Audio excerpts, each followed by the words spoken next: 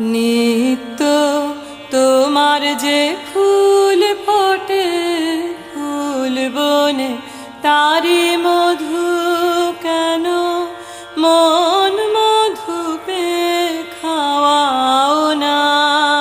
নিত্য তোমার যে ফুল ফোটে ফুল বনে নিত্য সভা বসে তোমার প্রাঙ্গণে তোমার ভৃত্যের সেই সভায় কেন গাওয়াও না। নিত্য তোমার যে